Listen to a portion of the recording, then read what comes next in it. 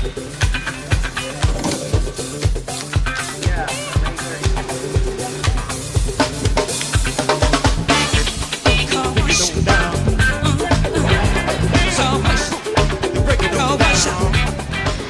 Chris, what's going on? It's been a while. Where you been? Well, you know, dealing with a little pain in my you-know-what for a while. But we're back here in the factory on Friday. On Friday. Well, your Friday, it's our, what is it, Wednesday? Thursday. Thursday. Is it Thursday? Yeah. It's Thursday. We're here with the Chromoly Hatchet. We got Ben Ward. Look. Drawing it. We got Jason Ball making it. We got Easton Usher over here riding it. Test dummy. Yeah. So the big question is, what did I do? Well, I named it. I'm the one that has to come up with the bad band, right? 38 Special, terrible. Yeah. Steel Panther, pretty good band. Pretty good. But, you know, pretty ridiculous. Speedwagon? REO Speedwagon. See? Bad band? They're all bad Southern rock bands. What's the deal?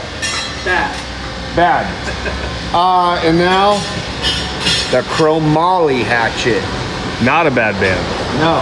So let's get into the bike. He missed the money shot. That could have gone in his OnlyFans.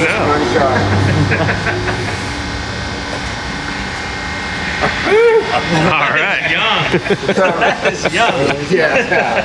Now I'm wearing this in, you know, in honor of Ben Ward, who unceremoniously lost his position over there at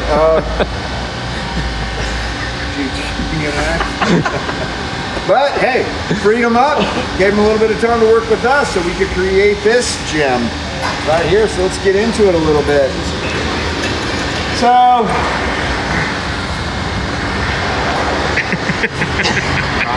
Drop top. yeah. We got the tapered head tube. We're gonna have a little bit different engraving on the head tube.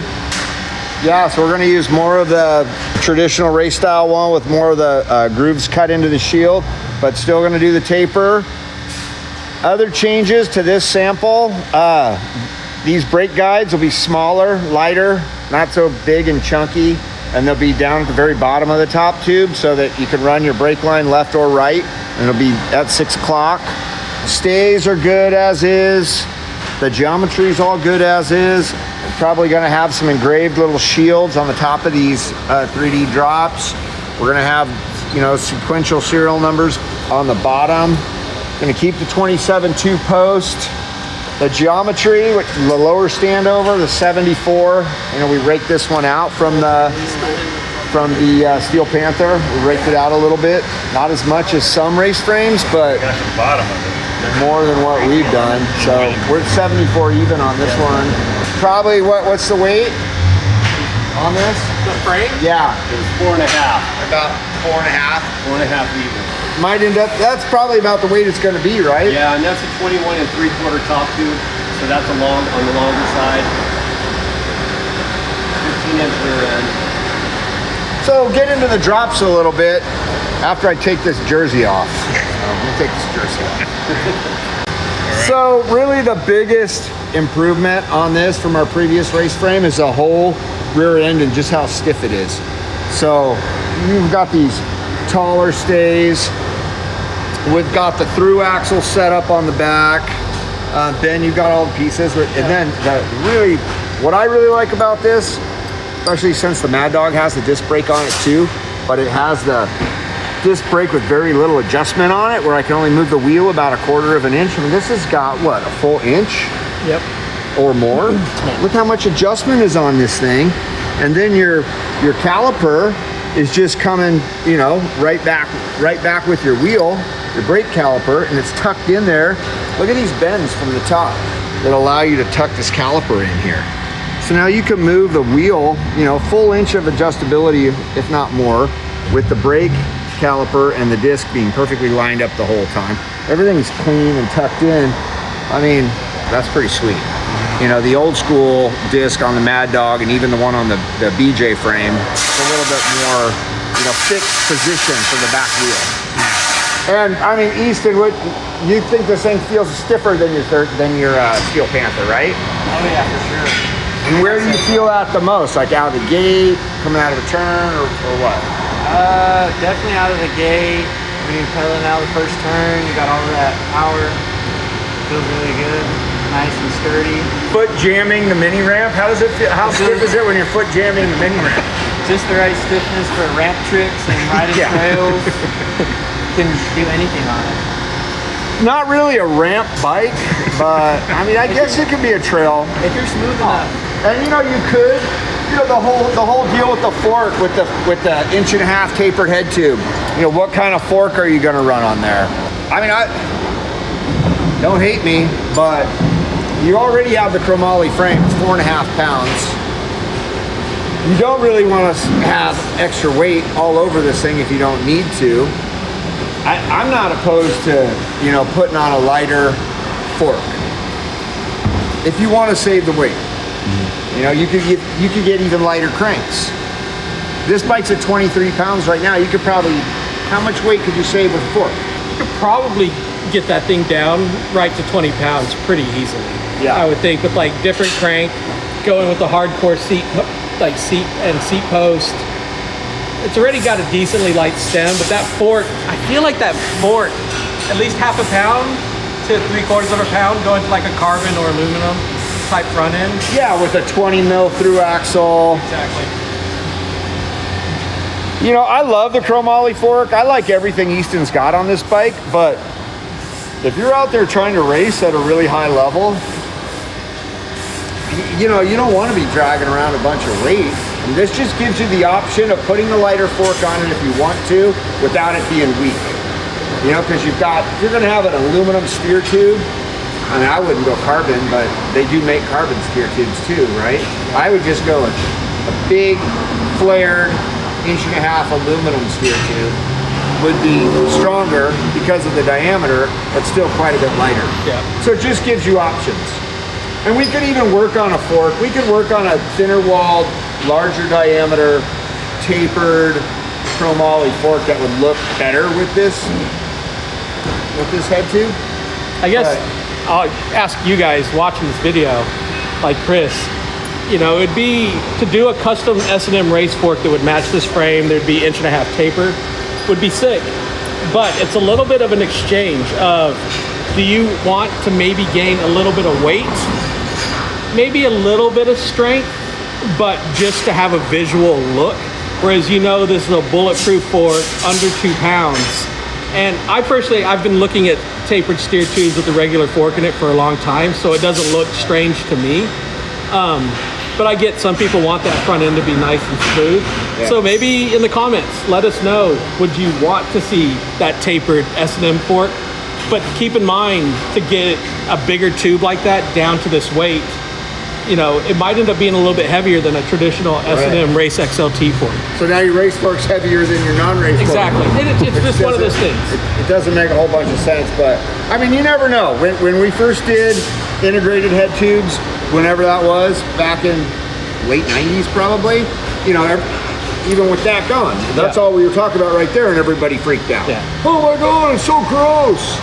You know, even our own team riders, Stricker, looks like a Coke can. You know, I'm never gonna have that. And then now look, there isn't anybody that doesn't have that. So, Yeah. you know, what does that look like? Yeah. I don't know. It's just like, And of course, if we go something else new. if we go down that road to develop a fork like that, definitely going to do our best to make it strong and light and visually appealing. Right. But those are just some of the questions that are the unknowns right now, since And we this haven't gone down that road. And this is a race bike, you know. If you're that freaked out about this, you know, flared out head tube, what about this home arrest anklet you have to put on your fork leg? Is that not gross? Is that? So, you know, I just think it kind of balances out. It just balances out the anklet and the head tube. They just kind of balance each other out. Off-duty S&M dirt skirts. Yeah, it's just a big giant dirt skirt. Yeah. It looked like a frisbee. I'd be like a frisbee on. That's its neuter collar. Yeah. What am I leaving out on this bike? I mean, obviously we've gone lower than the Panther. We've got a whole new flat mount brake system. This brake line routing right here. I'm not a huge fan of this. We have another caliper here with the little doodad. What do you call it? Banjo clamp. A little banjo clamp, so your brake line can come straight into your caliper. So you don't need to be down here. This is like temporary, right? You'll fix that up soon. So this thing's stiffer. You got a lot more adjustability on the back wheel. It's lower. It's a little more raked out. You can put a different fork on it if you want. That's not gonna snap. Still 68 mil Euro BB, which works really good. We're also doing this in a 24-inch version 2. And you know, we got the bad Southern Rock band name on there. This is a 195 tire, and if you look, there's plenty of clearance there. So for all race size tires that you're gonna wanna run, this will have plenty of clearance for that. And miles of clearance for chain rings. I think that's a huge improvement. Go up to a 52, 53 pretty easily in the front, which is awesome. Does somebody actually use a sprocket that big? So people are pushing like 52, 17s. Oh my God. Talking about guys with legs as big around as all of our heads put together. Yeah, that's crazy. And necks that are as big as all of our heads put together. Yeah. Yeah, and when your neck is that big, your head tube looks tiny. Like it's, you know, just imagine if my neck were this big, how small this head tube would look. It's a give and take, you know? Yeah, it's give and take. So if you think your head tube looks too big, you probably just need to make your neck a little bigger. Look at your neck. I got a long, skinny neck. It's pretty good though. Yeah. I think it works. Some of the things we've done to like chase the stiffness in the back end, you know, really nice straight seat stays with only bends where we need clearance of the brake. And then here at the chainstay, we did a new custom chainstay tube where it's nice and tall profile from the side, and then a same width that you would usually see on one of these to keep the sprocket and tire clearance we want. And then we put this nice big bridge in here. Instead of doing a giant plate, found over time that having this bridge allows the back end to have a little bit of movement, but it actually gains a lot more stiffness than wrapping a giant plate around here, and it's efficient use of material. So you're saving a lot of weight and actually having a nice stiff rear end on it, which is pretty sick. I mean, it's interesting because when you were at GT, you were doing similar race frames. You guys did that one really nice race frame at the end, but everything was aluminum. Yep. So what is different from, you know, your standpoint when you're making a frame like this out of chromoly? So for me, when I moved to aluminum, that was a big learning curve where I'd already had a lot of years of experience with chromoly. And a little bit, you can do a little bit more refined, kind of sleek looking bike with the chromoly and get those same type of mechanical advantages as you would get like oversized carbon and aluminum tubes. Yeah, so we have 1 3/8 tube. It looks like an S&M. Yeah. It's got an 040 butt on the front, a little butt on the back, and then thinner material in the middle. But from the outside, I mean, it looks like a pretty traditional frame. Yeah. Doesn't look like an airplane wing. And that's where like Chris jokes about him doing some freestyle tricks on the race bike. But I'm confident, with the exception that these are thinner tubes in the front triangle, you don't want to go smacking them into stuff. But this thing is built so that you could go ride some trails. Yeah. You know, like it's a good all-around frame that happens to be specific for racing. And that's where you'll see the advantages in the updates to the geometry that we did, the back end links, and then just integrating the disc brake system to where it's super low profile, hidden out of the way, and easy, so easy to set up and adjust. Yeah, that's sweet. Good job, Benward. Thanks. I've done that once, sir. So the two biggest requests that we've been getting about this new frame is do it with the regular A headset and do it with the V brake. That's what some people have asked me for, which is essentially just a Steel Panther with a lower standover and a 1/2 degree raked out head angle. That's all that would be. It's not really this bike. So I think those guys might want to give this bike a try before they give up on all this stuff. And nobody's crustier and grumpier and more old school than Boas. Yeah, and even he thinks the disc brake is pretty cool. I was one of the V-brake guys, and they said no V-brakes. I was like, until I got this and then put it all together and realized how easy it was and how good it is for adjustment. This is what you want. Yeah, and what is the drawback on this? I heard you guys talking earlier and somebody said that people don't like the extra rotating weight of the disc. Is that really a thing? Never heard that. No? I thought I heard someone say that. So what is the drawback of the disc? Like, why would somebody want a V-brake instead of the disc brake? They don't have to buy it. Because they don't know. They haven't dealt with disc brakes yet. Well, I heard someone else tell me that the whole V-brake setup was lighter. It could be. Yeah, it might be. Maybe? Yeah. You think that like the V-brake setup is lighter? Yeah, because you don't have your bracket for your caliper, your actual caliper, the disc. Speaking of salty old dudes, would you ever ride a disc brake? I mean, after seeing that, I would put a frame together that had that. The flat mount. You like how clean the flat mount caliper is tucked in here, rather than having it up here like, you know. It's not all gaudy, it's not sticking up, it's, you know, self-contained. The smaller disc doesn't look so bad. You know, if I want disc, I want it on a motorcycle, not a bicycle, but that looks good, you know. And you're not rubbing off all the paint on the side of your wheel. Mm-hmm. That's why you have chrome rims. But now you don't need chrome rims. No. And now you can run a carbon rim that has no flat surface. You can run a full oval carbon rim, which is going to be stronger, you know, super light, and you're not going to worry about even those crushing Odyssey rims. Those Odyssey rims are nice. You know, I would like to run those, but I'm actually going to try and get some, but you can't. They're disc brake specific. Your pad would have minimal contact. So this is the rim that you'd be interested in. Yeah. What's this called? That's the Odyssey A-Track. A-Track, and this is specifically for a disc wheel. Yeah. And it's a little 120 too, so it's like, I mean, it's so tucked in there. Yeah. No, it looks good. Well, there you go. If, these crusty old dudes were considered riding it. I mean, who's older and crustier? Not many. Yeah, come on. Where's Tipton now? Tipton. I'm older and crustier. Yeah.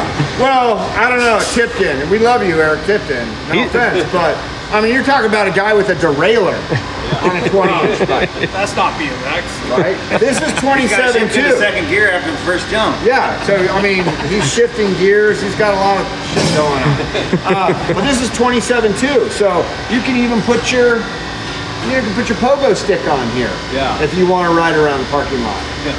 Right? And warm up. Gary Ellis post. Cool down. Yeah. Whatever. Yeah. Or you can just run a normal post if you want. Wait till we start putting a dropper. Would the lumberjack ride a hatchet?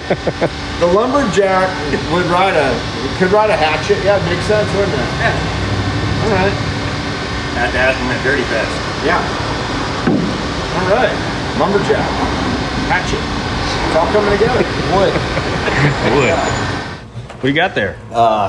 Little pamphlet flyer, 3-part folding promotional piece for S&M Bikes, 1997. This is Jason Ball right here on the cover. McKinney cut his head out because McKinney's a sicko. If only we had a Jason Ball around here. Yeah, while he's over there at his desk, I can just put his head. I can put his head in that hole right there. Look, put his head in there. Oh, there he is. I see him. Anyway, that's not important, Murph. Nope. What's important is that in 1997, after being on the team for 2 years, we gave Brian Castillo his own signature bar. Made in USA right here, 1300 South Lion Street, Santa Ana, California, 1997. So since it's 2025, Castillo got on the team in 1995. This is the 30-year anniversary of Brian Castillo getting on the team. So how do we celebrate? We're going to bring his handlebar back. Maybe we should bring it back. People have asked for it. We made it all the way up till, it looks like 2003, we still had it. Castillo Bar in yellow. We're going to do this color too. We did it here in 99. We did it in the red. We're going to bring it back in that color. We're doing it exactly like the original, on the same fixtures with the double knurl and the whole deal. So here's the drawing. We're 25 3/4 wide, 7 inches tall. So, you know, original dimensions. Got the original double knurl. At the time, we actually weren't able to do 2-inch knurls like we do now because we hadn't got that equipment. So we used to just do 4-piece bars in this shop, and all the 2-piece bars we jobbed out to other people because they were able to knurl. We couldn't. This is all we could do at the time, which actually works out really good. But we're making these exactly like the original. So it's a limited run, but you know, pretty good amount. We're doing chrome, we're doing yellow, red, I think a green and clear. At least as of now, that's the plan. So these are the clamp bars. Let's go see the rest of the bar.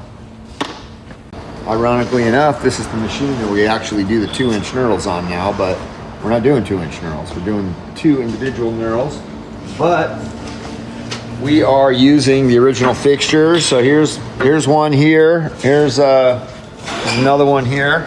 Oh, let him by. Man's trying to get to work, Murph. Sorry, I gotta get out of his way. So let him go. I'm in the way. So this bar's ready to be tacked up. We got some individual side pieces here being bent on the pines. So we've got a whole box of them here. And then here's what that bad boy looks like, tacked up. Castillo crossbars, that's with one side miter. Then Matt turns it around, he's got a little fixture that locates it off of the first miter so that he can do the second miter, which is right here. So this thing's ready to roll. Just needs to be cleaned up on one of these sanders and tack it in. That's the crossbar.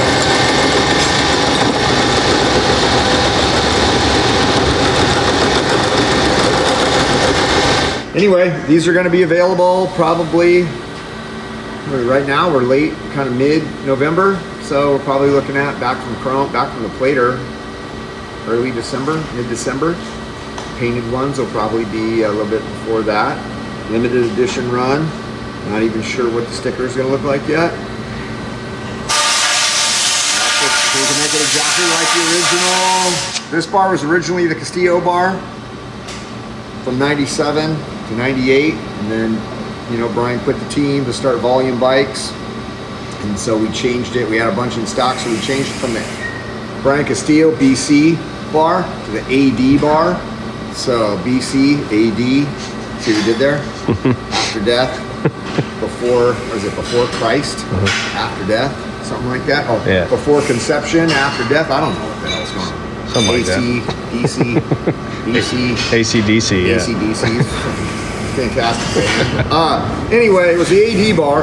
Then Volume Bikes brought out the Maddog bar. I don't know if you remember that classic episode of Props. Can of Worms. Should open a can of worms. It's called the Maddog. It's a 4-piece. It's just like the S&M, what do they call it? The AD bar. Look at this bar. Is there any inspiration behind that name, Maddog? It's Chris Muller's nickname. That's the Maddog bar. That's a dachshund right there. Is that what the bar's called? Yeah, you like it? I think it's all right. You should have put a can of worms in that bar because that's what you just opened, Castillo. We are going to have some fun with that, though. We really are. Now that I know you're open for a little sparring. Then we turned it back to the Castillo bar, you know? Screw them. They're going to have a Maddog bar. We might as well have a Castillo bar. And you know what? They still have a Maddog bar. But nobody wants it. You know what they want? The Castillo bar. Endorsed by Brian Castillo. So. Is Chris Muller, is he endorsing this bar? That's what I hear on the street. Yeah, he is. I think he is. Come into a shop, website, wherever you buy your S&M merchandise soon. Brian Castillo. What you got going on over here? Right now we are reaming the ATF, a regular ATF, 20.5. Right. So we just got a regular ATF we're gonna ream.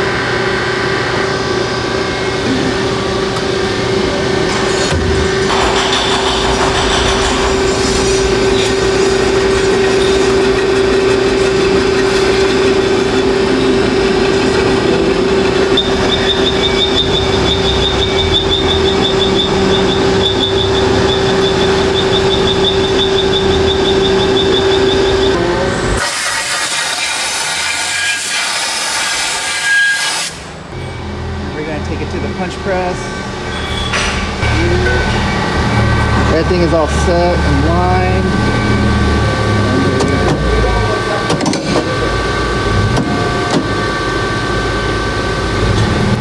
There we go. All set. Sweet. Thank you. Yep, no problem.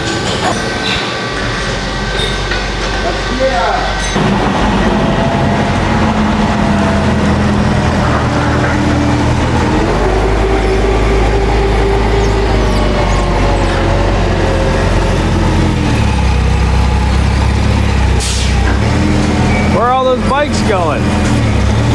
Morty's Bike Shop, Arizona. All right.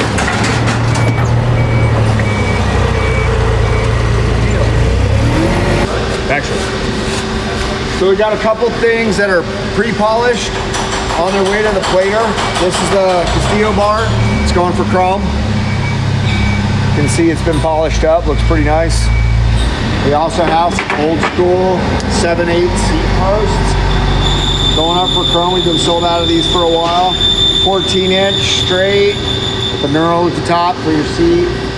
And then we also have the way back with the knurl, basically 16 inches, but ends up being about 14 inches, you know, with the dunk. So both 7/8s for your old school frames. So that's some stuff that's going up to the chrome shop today. Got some bars going to paint today. Intricate bars. Intricate. Right? Look how flat that is. At first I thought maybe it was a Credence bar, but because of the small crossbar, but it's not. Intricate bar. So a couple different heights of intricate bars. These things are super flat. This was Chad's, flatland bar. We haven't had these in a while, so that's kind of cool. Yeah. So look for those. We also have a bunch of forks back from heat treat. So you can tell they've got that scale on there from the heat treater. Now these are going to get cleaned off, then they're going to get zinc plated, so they'll be silver, and then they'll go to the powder coater. So we've got some 990 forks, got some 22-inch forks, I would say. We got a good amount of stuff about ready to hit the available inventory list, so